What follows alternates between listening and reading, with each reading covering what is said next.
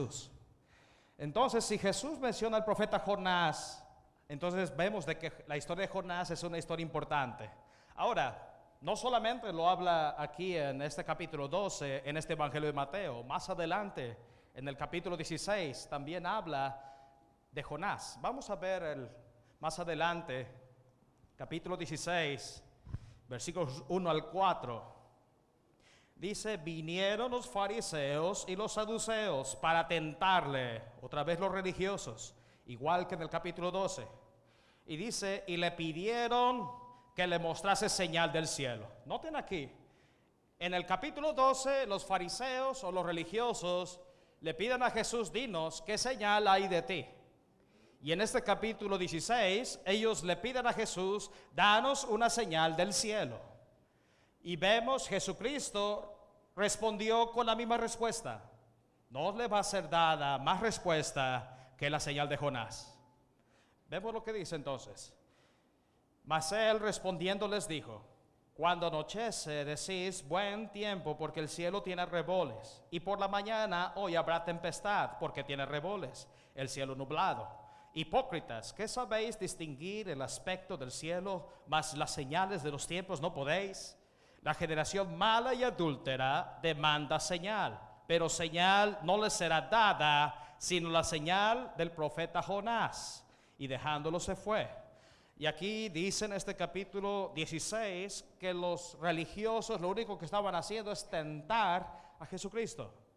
Es lo único que estaban haciendo. Y vemos Jesús respondió tal como lo respondió en el capítulo 12, se los vuelve a responder en el capítulo 16. No va a haber más señal que la señal de Jonás. Así que vamos a hablar un poquito entonces de Jonás, porque si Jesús lo dice dos veces en un evangelio, quiere decir que es muy importante lo que sucedió en la historia de Jonás. Sigamos. Vamos al libro de Jonás entonces, y ahí vamos a estar estudiando. Son 4 capítulos, vamos a hacer rápido. Es un profeta menor. Está entre Abdías y Miqueas, o entre Mateo y Malaquías, entre Génesis y Malaquías está, o Génesis y Apocalipsis. Pero es bueno, está después de Daniel, entre Daniel y Malaquías, más cerca. Bueno, vemos entonces el versículo 1, estamos en Jonás, capítulo 1, versículo 1. Bueno, voy a leer los primeros 3 versículos y vamos a estudiar estos 3 primeros. Dice, vino palabra de Jehová a Jonás, hijo de Amitai, diciendo, levántate y ve a Nínive, aquella gran ciudad, y pregona contra ella, porque ha subido su maldad delante de mí. Y Jonás se levantó para huir de la presencia de Jehová a Tarsis, y descendió a Jope, y halló una nave que partía para Tarsis, y pagando su pasaje, entró en ella para irse con ellos a Tarsis, lejos de la presencia de Jehová. Ahora, noten lo que dice el versículo 1. Dice Jonás, hijo de Amitai. Amitai era su padre. Otro buen nombre para que le ponga a su hijo, si es que no ha nacido. Lo cierto es que Jonás, aquí dice, era hijo de Amitai.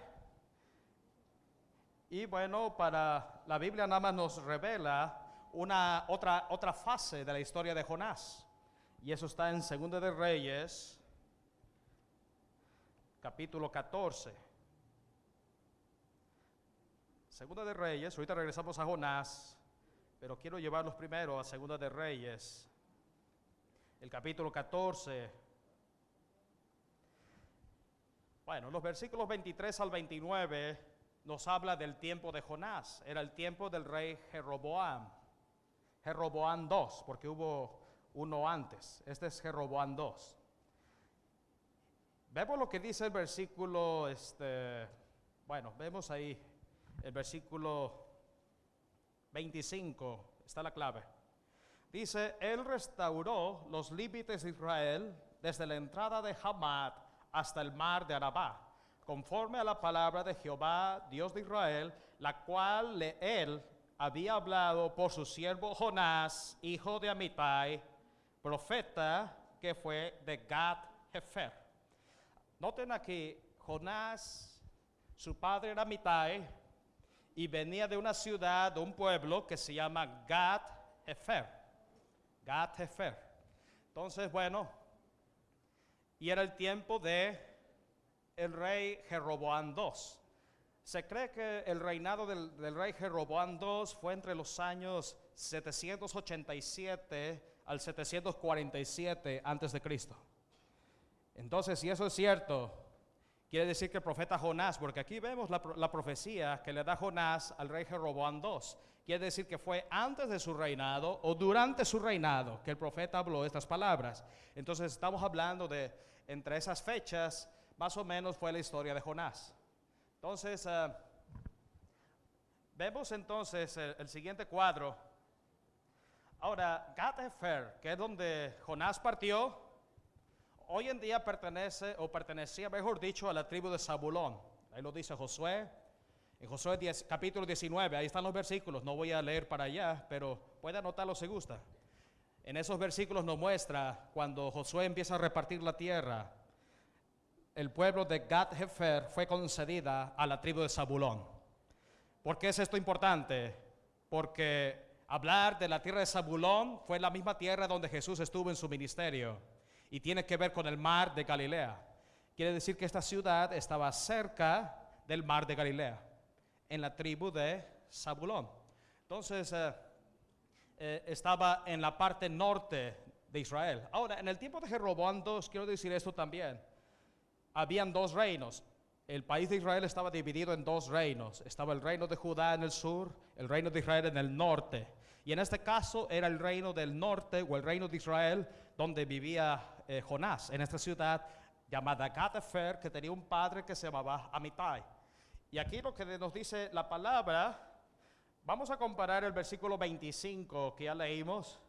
Ahí vemos, él restauró, dice, los límites de Israel desde la entrada de Hamad hasta el mar de Arabá, conforme a la palabra de Jehová, Dios de Israel, que le había hablado por su siervo, dice, y aquí dice su siervo, Dios dice su siervo, que es Jonás, hijo de Amitai, profeta que fue de Gat-Hefer, y el versículo 28 confirma esa palabra profética también. Dice, los demás hechos de Jeroboam, y todo lo que hizo y su valentía y todas las guerras que hizo y cómo restituyó el dominio de Israel a Damasco y Hamat que habían pertenecido a Judá, ¿no está escrito en el libro de las crónicas de los reyes de Israel? Entonces aquí vemos, el profeta prácticamente Jonás va con el rey Jeroboam II y le dice, tú vas a restaurar las tierras que este país ha perdido. Israel llegó a ser una nación muy próspera en los reinos del tiempo del rey David y el rey Salomón. Expandió sus dominios. Hablar del reinado de David y Salomón, ellos llegaron a Siria, llegaron al Líbano, tocaban parte también de Jordania, los países que están el día de hoy.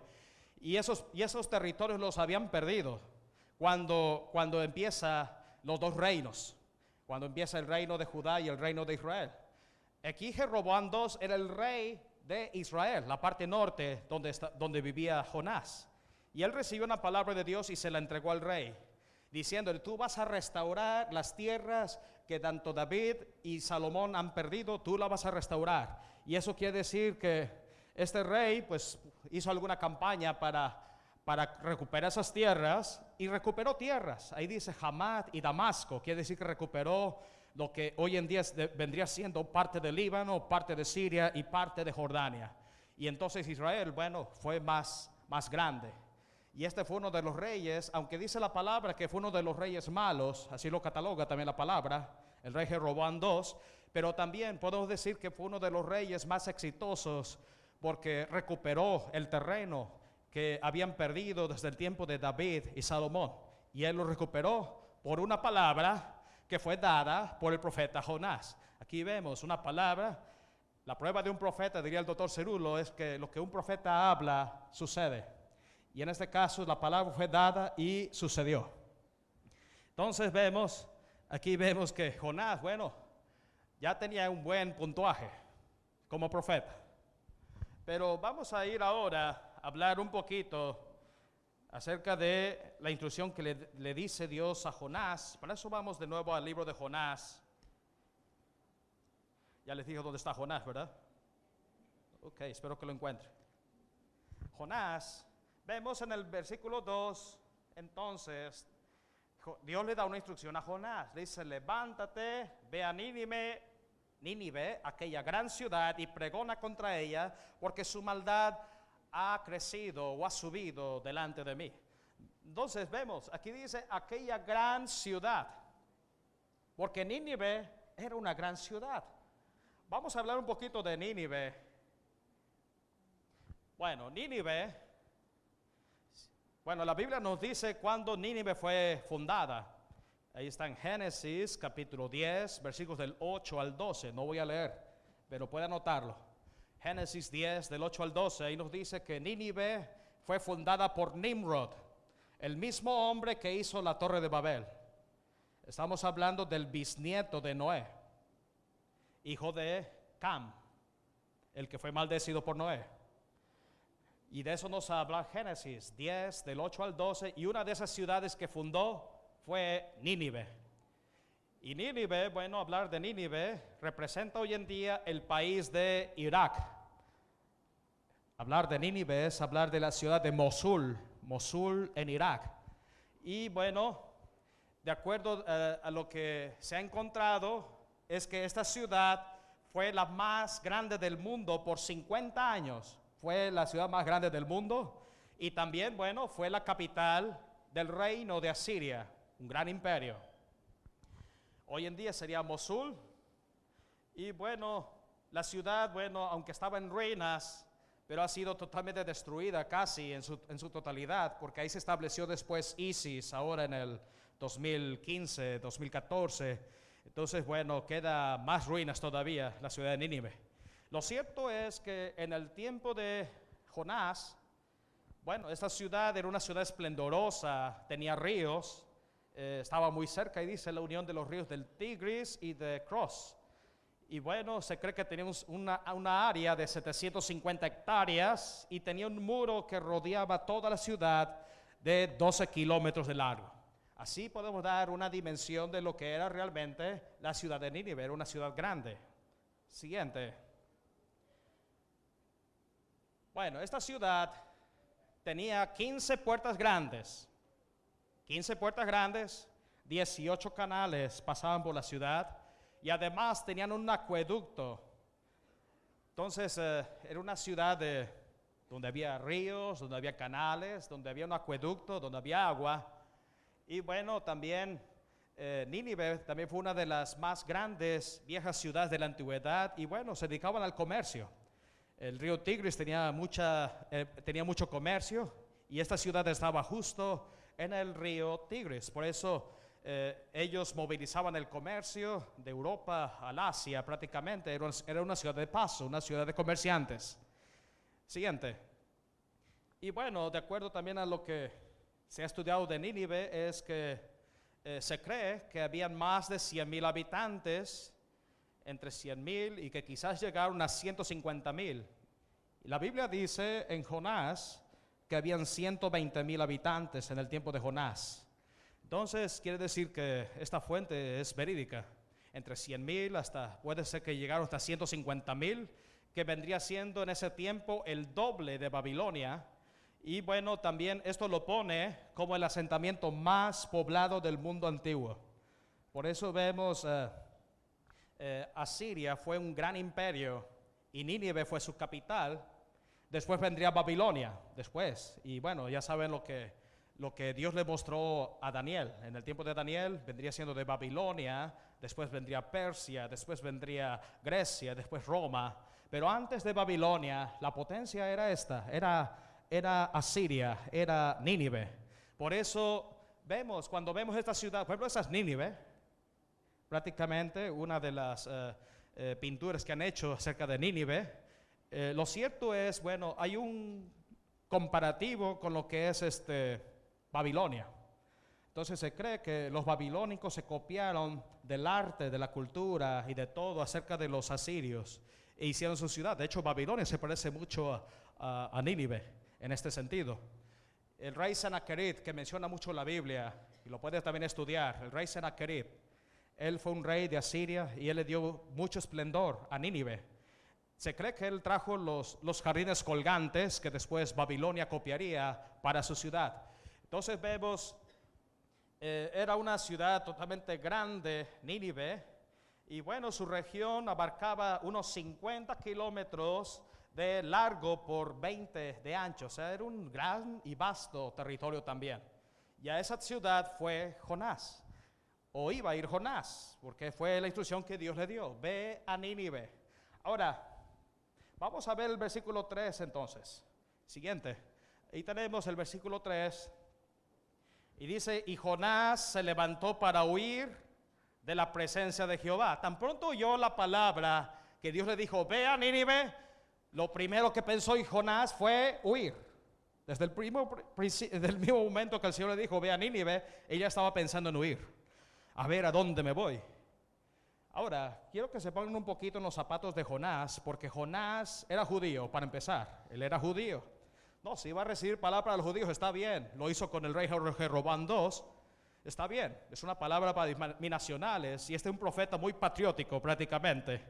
Pero cuando se trata de dar un mensaje para tu peor enemigo, que es Asiria, porque Asiria era el peor enemigo de Israel, dice: no, yo no quiero ir allá, yo soy judío, yo no me voy a mezclar con gentiles. Yo no quiero dar una palabra, porque yo creo que si les doy una palabra, estos se van a arrepentir. Y yo no quiero que Nínive sea bendecida. Yo quiero que el juicio de Dios le caiga a Nínive y sea destruida en su totalidad y todos perezcan con esa ciudad. Les digo, ese es el pensamiento judío. Entonces vemos, por eso cuando Dios le dijo: ve a Nínive, lo primero que él pensó fue huir. Y eso fue lo que él trató de hacer. Entonces él tomó la decisión de huir. Y noten lo que dice este versículo 3. Dice: para huir de la presencia de Jehová a Tarsis. A Tarsis. Tarsis, he hablado mucho de Tarsis. Tarsis está en España, pertenece al imperio de los fenicios. Eran muy caracterizados por las naves de Tarsis, que hacían comercios de lujo, comercios exóticos. Todo el comercio de lujo estaba en Tarsis, y allá quería ir Jonás prácticamente. Quería ir a darse la buena vida. Huir, pero dándose la buena vida en Tarsis, en España. Quiere decir que él, como dice aquí la palabra, dice descendió, dice y descendió a Jope. Hablando de Gadefer, está del norte. Dice por eso la palabra descendió, fue al sur, fue a Jope. Hemos hablado de Jope la semana pasada, hablamos de Jaffa o Jope, donde Dios visitó a Pedro, ¿se acuerdan de la visión? Ahí fue, en Jope. Y bueno, Jope también es reconocida porque ahí estuvo el profeta Jonás. Pero bueno, Jonás fue de paso. Jonás dice que primero fue a Jope porque Jope era el puerto marítimo de Israel. Y de Jope agarró un barco, una nave de Tarsis muy probablemente, para irse a Tarsis. Ahora, noten las distancias. Lo que Dios le dijo a Jonás es: ve a Nínive. Y Nínive está a 1200 kilómetros de Gadefer, un aproximado. 1200 kilómetros yéndose sería al oeste prácticamente, al oeste, yéndose a 1200 kilómetros. Pero en vez de ir al oeste, él agarró al este. Y agarrar el este es ir a Jope primero. De Gadefer a Jope son 120 kilómetros. Pero de Jope a Tarsis en barco, bueno, prácticamente recorres todo el mar Mediterráneo y son más o menos 5.396 kilómetros. Sumado los 120 da un total de 5.516 kilómetros. Lo que estoy diciendo es que el plan de huida de Jonás era 4 veces más de distancia que lo que Dios le dijo: ve a Nínive. Y aquí vemos en el mapa, podemos ver, ahí está Israel. Ahí está 5.516 kilómetros hasta España. Mas sin embargo Dios le dijo: ve al otro lado, a Nínive, que está a 1.200 kilómetros, donde está Irak. Y en vez de ir a Irak, él fue a España. Entonces vemos, él trató de huir, siguiéndole la contraria al Señor. Por eso lo que le sucedió a Jonás, le sucedió prácticamente. Vamos al siguiente entonces cuadro. Y vamos a seguir hablando desde el capítulo 1. Vamos a, bueno, ya vieron el video, así que vamos a hacer algunos resúmenes de lo que dice el capítulo 1 en adelante, ¿no? Del 4 en adelante. Porque vemos, Jonás trató de huir. Lo cierto es que nadie puede huir de la presencia de Dios. Nadie puede. Adán y Eva lo intentaron, no pudieron. Todos, hasta Balaam, que era un profeta, intentó huir de Dios, tampoco pudo. Nadie puede huir de la presencia de Dios. Por más recóndito que tú vayas, por más lejos que tú vayas, no vas a poder huir, porque Dios te tiene bien visualizado, te tiene bien enfocado. Y aquí vemos en el caso de Jonás, él huyó o trató de huir, y en su intento vemos lo que sucedió. Ahí habla la palabra de los versículos del 4 al 16, cuando estaba en la nave de Tarsis. Dice que hubo un gran viento tremendo, que bueno, para hablar la Biblia que hubo un gran viento, quiere decir que hubo un huracán entonces, que estaba destrozando el pobre barco. Y acuérdense, el barco tenía carga, ellos iban a Tarsis a comerciar, tenían productos exóticos en el barco. Por eso los marineros, cuando empezaron a ver de que el viento venía con toda su furia y el mar estaba bien embravecido, empezaron a tirar la mercancía al mar para que se alejara el barco, pero aún así el viento era contrario, era un huracán tremendo. Entonces fueron con Jonás y le dijeron, oye, porque Jonás estaba dormido, despierta dormilón, ¿no estás viendo que estamos naufragando y tú estás durmiendo plácidamente?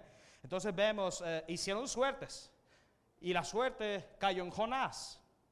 Entonces los marineros mismos, y hablar de los marineros de Tarsis, que eran de Fenicia, ellos eran idólatras, adoraban otros dioses. Pero cuando ellos vieron lo que Dios estaba haciendo, era el Dios de Jonás. Entonces ellos reconocieron al Dios de Jonás, porque ellos probablemente oraron a sus ídolos y ningún Dios calmó el viento ni el mar, ninguno. Por eso le dijeron a Jonás, oye, tú nos has causado aquí un malestar, la mala suerte ha caído sobre nosotros. Bueno, ustedes saben que los marineros siempre hablan de leyendas, fantasmas, ¿no? Son muy, que creen la superstición, muy supersticiosos. Entonces, ellos pensaron que la mala suerte la tenía Jonás. Entonces vemos, Jonás les dice, bueno, como Jonás le contó su historia y que estaba huyendo de Dios, puedes imaginarte, el profeta hablando de esto y decir que estaba huyendo de Dios cuando Dios ya le tenía asignado una tarea. Entonces él le dijo, no, pues tíreme al mar y el mar se va a calmar, se va a calmar el viento. Y noten ahí lo que dice la palabra, lo pueden leer en casa, porque dice que cuando tiraron a Jonás en la borda del mar, el viento se calmó, todo volvió a la normalidad. Y dice que los hombres, los marineros que estaban en la nave de Tarsis, al ver que el mar se calmó, empezaron a adorar a Dios. Y además de eso, ofrecieron sacrificio a Dios, que dice que ofrendaron, diezmaron a Dios aquel día. Porque ellos se arrepintieron al ver que el Dios que sirve Jonás es un Dios todopoderoso, un Dios que puede traer viento contrario y un Dios que puede calmar también los vientos. Entonces vemos por eso los hombres que eran idólatras, que eran mundanos, ellos se arrepintieron. Entonces, vamos a ver lo que le sucedió a Jonás, versículo 17. Pero Jehová, dice, tenía preparado un gran pez que tragase a Jonás, y estuvo Jonás 3 días y 3 noches. Un gran pez, es lo que dice la Biblia, un gran pez.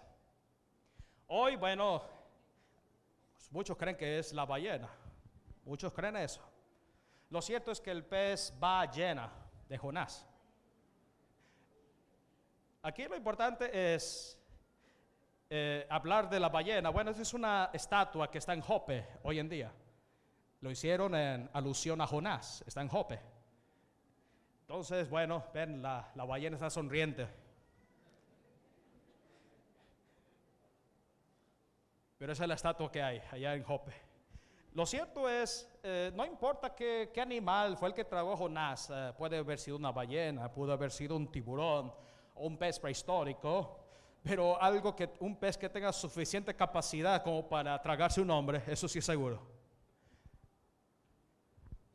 Ahora, de acuerdo al buzo que fue arrastrado por esa ballena, él dijo, o bueno, ellos piensan que las ballenas no muerden o no matan a las personas. Es lo que se dice también, ¿no? Pero bueno, yo creo que no hay voluntarios para experimentar esto. Lo cierto es que vemos aquí, Dios preparó una ballena o un pez, un gran pez, la preparó. Quiere decir que Dios manejaba ese pez.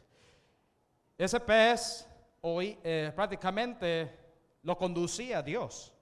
Por eso Dios preparó un gran pez cuando Jonás cayó en la borda del mar. Y estuvo, dice, 3 días, 3 noches. Vamos al siguiente entonces y vamos a hablar acerca del gran pez, porque aunque muchos no me crean, pero hay algunos de ustedes que han sido tragados por una ballena o tragados por un gran pez. Porque el pez, estar dentro de un pez, ya vimos el testimonio del buzo. Cuando estás dentro de un pez, estás en oscuridad. Cuando estás dentro de un gran pez, bueno, muchas personas entran en pánico. Este buzo no perdió el pánico, por eso salió vivo, ileso, totalmente. Pero el pez representa la oscuridad, representa los problemas, las circunstancias, representa las tentaciones incluso. El pez puede significar eso. Ahora, todos los que han aceptado al Señor Jesucristo han venido a la iglesia y han sido vomitados por un pez. Todos. ¿A qué es lo que estoy diciendo? Todos vienen a la iglesia destruidos, destartalados, pobretones, moribundos, desnutridos, no tienen reparación. Y puedo seguir hablando. Todos han venido al Señor así, ¿es cierto o no? Ese es el equivalente que han sido vomitados por un pez, entonces. Eso es lo que Dios hace, ¿no? Dios te va a sacar del gran pez para que aceptes al Señor Jesucristo. Y bueno, también puedo decir, aquellas personas que son muy orgullosas, que son muy soberbias, que son muy altivas, pues lo que Dios va a hacer es que te va a enviar un pez que te trague, si sigues en ese camino. Porque solamente dentro del pez puedes humillarte. Si no viniesen los problemas, no habría humillación. Si tú no hubieras tenido ese problema, tal vez no estarías en la iglesia todavía. Pero Dios ha permitido los problemas, ha permitido que un pez grande y gordo te atrape para que vengas a los pies del Señor Jesucristo. Lo que estoy diciendo es que vas a venir a los pies del Señor Jesucristo por las buenas o por las malas. Y Dios quiere que todos cambiemos nuestro carácter, que dejemos atrás el orgullo, la soberbia. Pero si no lo haces, pues ya Dios tiene un pez preparado para tragarte. Fue lo que le pasó al apóstol Pablo, ¿se acuerda? El apóstol Pablo estuvo 3 días ciego, no podía ver la luz, igual como si estuviera dentro de un gran pez, hasta que recibió el encuentro con el Señor Jesucristo y su historia cambió. Entonces, bueno, Dios está trayendo un pez que te va a tragar si tú no has cambiado, y te va a traer y te va a vomitar en la iglesia para que vengas a los pies del Señor. Aleluya. ¿Cuántos dicen amén a esto? ¿Cuántos alaban al Señor entonces?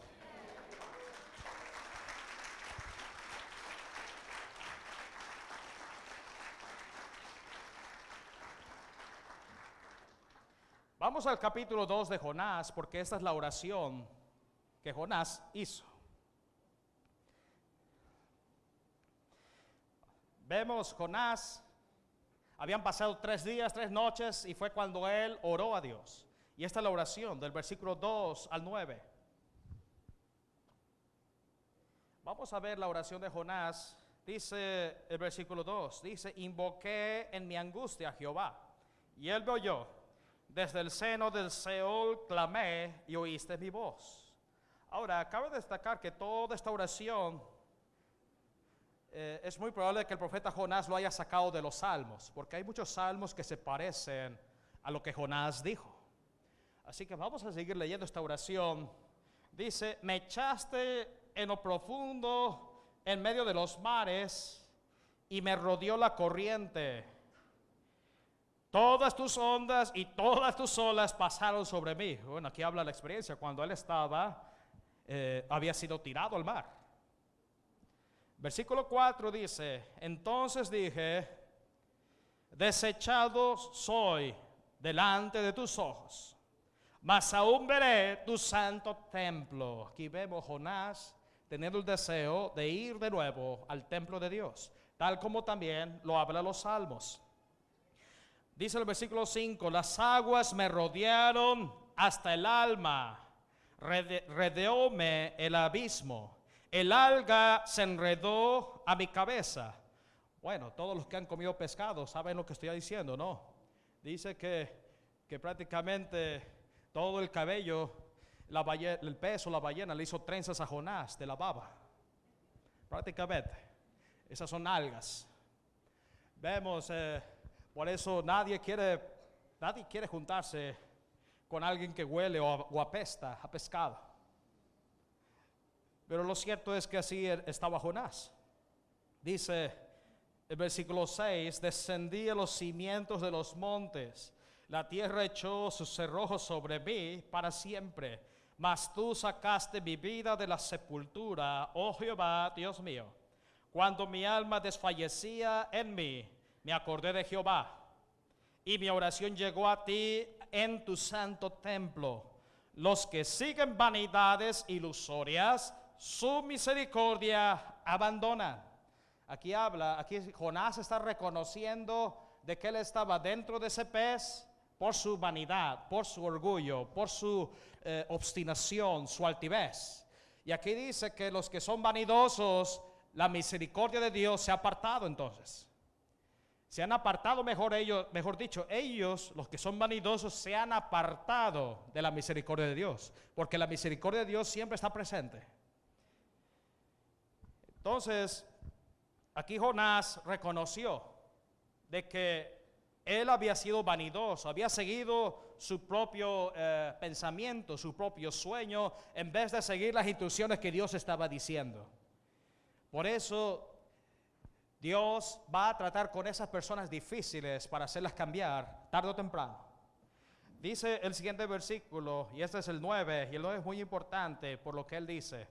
Mas yo con voz de alabanza ofreceré sacrificios, pagaré lo que prometí. Aquí Jonás está comprometiendo no solamente ir a la casa de Dios, al templo de Dios, pero también a alabar su nombre y también hacer sacrificios, hacer dádivas, dar su diezmo, dar su ofrenda. ¿Cuántos saben que la ofrenda y el diezmo hablan por sí solos? Aquí Jonás está diciendo, bueno, si tú haces algo, si yo sobrevivo de esta, yo voy a ir a tu casa, voy a alabar tu nombre y voy a dar lo mejor para ti. Y es ahí cuando Jonás dice, la última parte, dice, la salvación es de Jehová. El único que salva es Dios. Aleluya. Hechos dice, toda aquella persona que invocare mi nombre será salvo. Y aquí Jonás está reconociendo que por su propia cuenta no lo puede hacer, pero Dios sí lo puede hacer. Él sí puede sacarte del gran pez. Él sí puede hacer algo nuevo en tu vida. Él puede cambiar tu carácter. Él puede cambiar tu temperamento. Él puede hacer algo nuevo en ti. Él puede hacer cosas nuevas en tu vida, en tu casa, en tu familia, en tu matrimonio y en todo aspecto de ti. Dios puede hacer cosas nuevas. Aleluya, ¿cuántos lo creen en este día?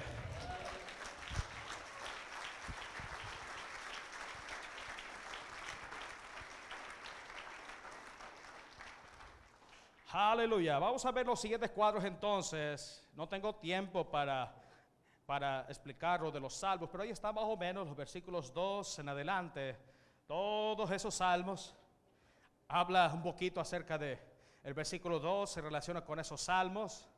Salmo 18:6, Salmo 121, lo puedes estudiar en casa. El versículo 3 de Jonás 2:3 lo puedes encontrar en Salmos 88:6, Salmos 42:7. el versículo 4 en Salmos 31, 22, Salmo 5, 7, el versículo 5 en Salmos 69, versículo 1. Y bueno, los otros están.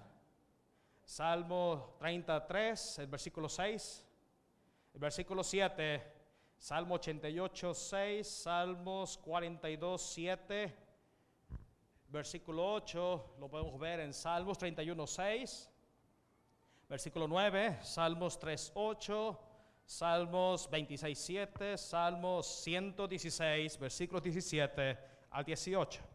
Bien, ahí puede relacionar que toda la oración de Jonás vino de los salmos. Muy probablemente Jonás leía los salmos. Había pasado el tiempo del rey David. Entonces probablemente pues era la palabra escrita que él tenía. Vamos entonces a hablar ahora del capítulo 3. Entonces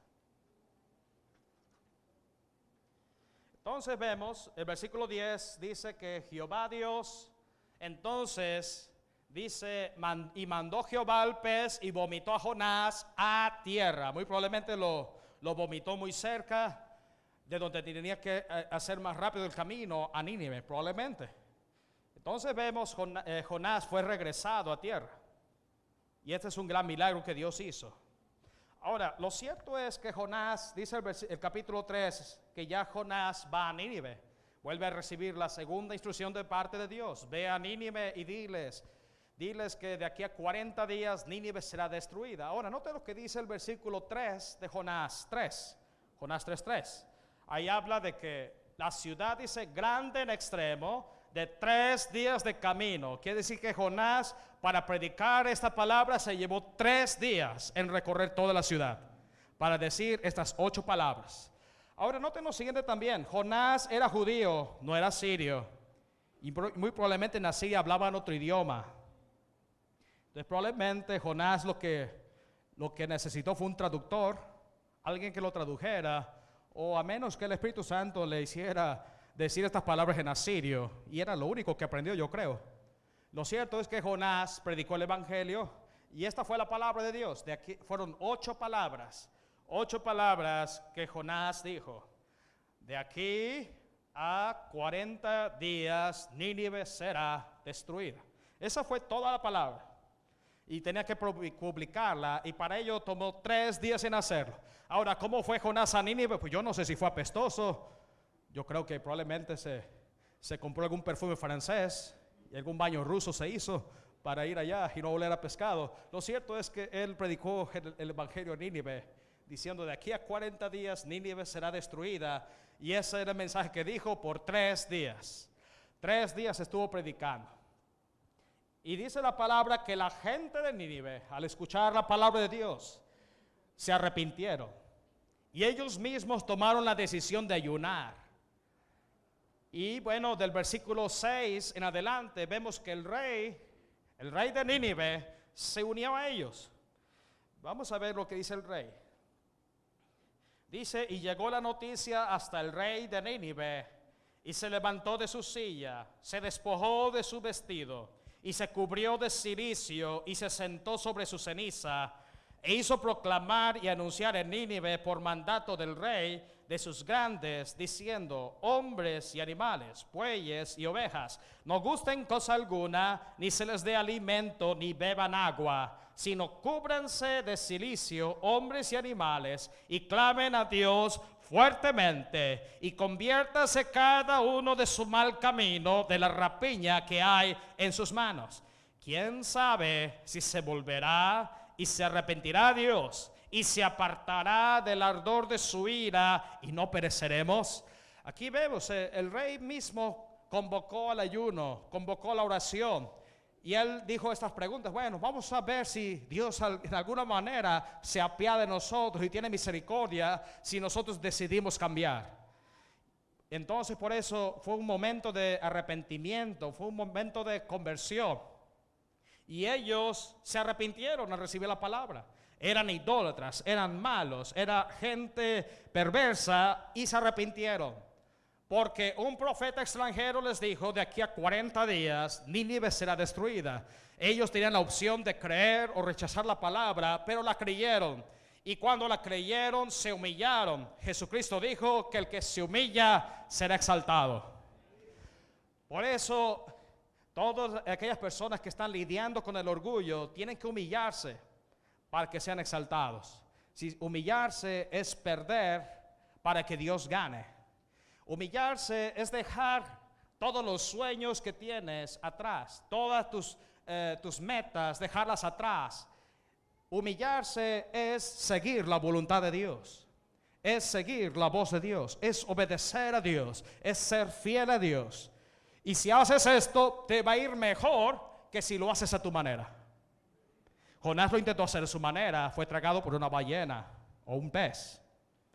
Pero ahora Dios está aquí diciendo que el que se humilla será exaltado, el que se arrepiente va a obtener la misericordia y el perdón de Dios, el favor de Dios, la gracia de Dios estarán con ellos también. Porque la misericordia siempre ha estado.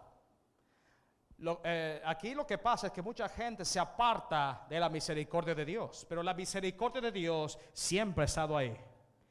Y Dios quiere que todos regresemos a la misericordia de Dios. Entonces, por ello, vemos lo que hizo Dios. Dice el versículo 10, y vio Dios lo que hicieron. Aquí vemos, Dios ve cuando hay un arrepentimiento genuino, cuando hay un arrepentimiento verdadero. Dice que Dios lo vio. Y cuando lo vio, ¿qué hizo Dios? Que se convirtió de su mal camino. Todo eso lo vio Dios. Y se arrepintió del mal que había dicho que les haría y no lo hizo. La oración y el ayuno tienen poder para vencer cualquier catástrofe de la naturaleza. No importa si la ciudad ha sido amenazada por un huracán o por un sismo o por un terremoto, no importa cuál sea el ataque que está sucediendo en la naturaleza, la iglesia tiene poder y autoridad para destruir los huracanes, para derribar los sismos, para destruir cualquier ataque del diablo, y nada va a prosperar porque Dios ha puesto a la iglesia como punta de lanza para el mundo. Dios ha puesto a la iglesia para que la iglesia clame la misericordia de Dios y la misericordia de Dios llegue a todos aquellos que están en la ciudad, a todos los que están en esta región. Y cuando la iglesia clama, entonces la misericordia de Dios prevalece. Y no importa lo que el diablo quiera hacer, el diablo va a tener que huir, va a tener que dar marcha atrás, porque la gloria de Dios se ha establecido entonces en la ciudad. La gloria de Dios se ha establecido entonces en el país. Aleluya. Y Dios está en control. Él está en control de los vientos. Él está en control de la tempestad. Él está en control de cualquier situación, de cada ciudad y de cada país. Aleluya. Entonces, Dios quiere, si hay arrepentimiento genuino, entonces Dios dice en su palabra, Jesús lo dijo, el que a mí viene, yo no lo echo fuera, yo no hago ascensión de personas. El que a mí viene va a obtener la gracia de Dios, va a obtener el favor de Dios, va a obtener el perdón de Dios. No importa cuántos pecados hayas cometido, no importa si has sido el hombre más perverso o la mujer más perversa del mundo, Dios te ama aún, Dios tiene misericordia sobre ti aún. Aún la paz de Dios puede ir sobre ti. Aún el amor de Dios está sobre ti. Lo único que Dios quiere es que reconozcas tu pecado, te humilles, te arrepientes, y Dios dice, bueno, hay cuenta nueva para ti. Lo que tú has hecho en el pasado está en el pasado, está atrás. Yo ya lo olvidé, yo ya lo borré, porque he aquí, dice Corintios, todas las cosas en mí son hechas nuevas.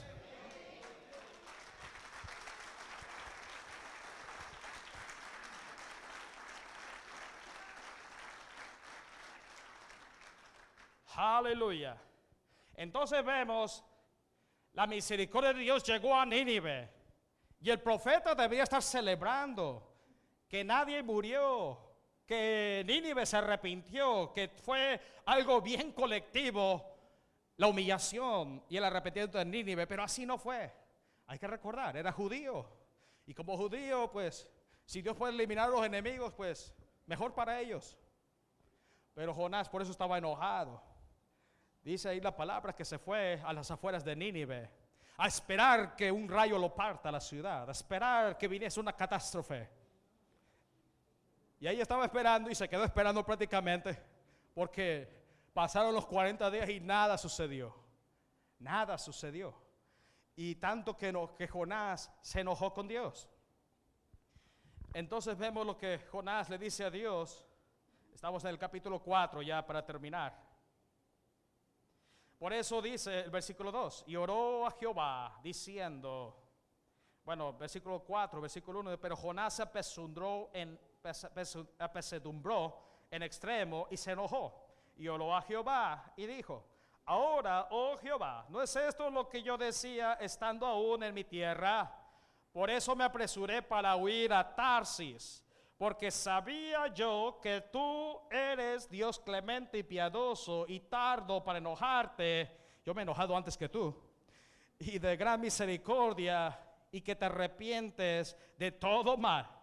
Entonces vemos aquí Jonás está diciendo, bueno, es que yo ya presentía como profeta que tú ibas a perdonar esta ciudad, y por eso yo no quería predicar tu palabra, porque estos son mis enemigos. Yo no quiero que ellos se salven, yo quiero que ellos ya mueran. Vemos ahí la misericordia de Dios fue establecida para que cada persona, sea enemiga o sea mala, se arrepienta y tenga una segunda oportunidad para remendar su vida. Pero Jonás dijo, yo ya quería que estos fueran exterminados. Fíjate Dios, yo gasté mi calzado para venir acá. Yo vine oliendo de pescado a esta ciudad y hice todo ese trayecto para venir aquí. Y mira, no hizo nada. Porque lo que tú dijiste ya no lo estás haciendo. Entonces yo no sé para qué vine. Lo cierto es que Dios conoce los pensamientos del hombre. Y lo que para el hombre parece mal, para Dios parece bien. Y Dios quería que Nínive se salvara. Por eso Nínive estuvo en el plan de Dios, porque era una ciudad grande. Vemos aquí la plática que dice Jonás con Dios. Entonces vemos, Jonás se enoja tanto que en el versículo 4 Dios le dice a Jonás, y Jehová le dijo, ¿haces tú bien en enojarte tanto? El enojo lo que te va a llevar prácticamente es a una enfermedad y hasta puede llevarla a la muerte también. Entonces por eso Dios le dice a Jonás, oye, tú haces enojarte tanto, cambia tu cara ya basta tanto enojo. Entonces vemos ahí lo que dice, el versículo 5, ahí dice que Jonás acampó a las afueras de la ciudad. Ahora el versículo 6 al 10, ahí vemos la lección que le da Dios a Jonás. Dice ahí la palabra, no lo voy a leer, pero voy a redactar, voy a resumir lo que sucedió. Dice que Dios preparó una calabacera, es decir, una mata, una planta que creció rápidamente. Y bueno, le hizo sombra. Y Jonás, muy contento, ¿no? Cuando el sol está en su apogeo, pues todos quieren ver estar en una sombra para no tostarse. Y entonces Jonás le agradó muy bien la matita, la calabacera, y se fue a la calabacera. Y bueno, dice que al día siguiente, que dice que Jonás se durmió, de tan plácido que estaba en la sombra que se durmió. Pero al día siguiente Dios envió un gusano que cortó la calabacera. Y no solamente eso, vino un sol ardiente que secó la mata, además del gusano. Y Jonás volvió a enojarse. Estaba contento ya, se le había pasado el enojo porque estaba dentro de la sombra, pero ya cuando se le quitó la calabacera, se enojó. Y dice que Dios envió un viento solano, tiró la calabacera y además vino el sol y estaba ardiendo, ¿no? Jonás debió haber tenido 2 huevos fritos en la cabeza, porque estaba bien enojado, porque ya no tenía sombra.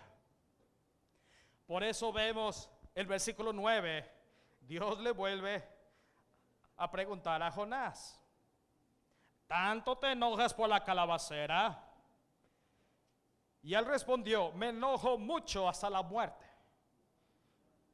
Vemos lo que dice Dios en el versículo 10 y 11. Y dijo Jehová, tuviste tu lástima por la calabacera, en la cual no trabajaste, ni tú la hiciste crecer, que en espacio de una noche nació, y en espacio de otra noche pereció. Vemos Jonás, mientras tenía la sombra, qué bien. Pero mientras no tuviera la sombra, qué mal. Por eso Dios le dice, tuviste tanta lástima por una calabacera, por eso estás enojado. Porque la calabacera se te murió, se te fue la sombra. Pero déjame decirte que esa calabacera no la hiciste tú, la hice yo. Yo la hice nacer, la hice crecer en una sola noche. Y asimismo la hice morir en un solo día. Por eso vemos lo que le dice Dios en el versículo 11. Y no tendré piedad de Nínive, aquella gran ciudad, donde hay más de 120,000 personas que no saben discernir entre su mano derecha y su mano izquierda, y muchos animales. Así vemos que la gracia de Dios vino sobre Nínive. Dios sabe que nosotros, por ser seres humanos, como dice Romanos, todos hemos nacido en pecado. Hemos nacido con un potencial de maldad. Pero también Dios sabe que toda persona puede cambiar si lo desea. Y Dios ha dejado la puerta abierta desde que Jesús vino a la cruz del Calvario y murió por nosotros 3 días, 3 noches. Tal como Jonás estuvo 3 días y 3 noches en el gran pez y parece que no aprendió nada después del gran pez. Muy probablemente otro gran pez tragó a Jonás, probablemente. Lo cierto es que Dios espera que toda persona reconozca que la salvación viene de Dios. El único que puede salvar los matrimonios, el único que puede salvarte en las finanzas, el único que puede salvarte de tu enfermedad, el único que puede salvarte en tu trabajo, en tu casa, en tu familia, no hay otro salvador que nuestro Señor Jesucristo.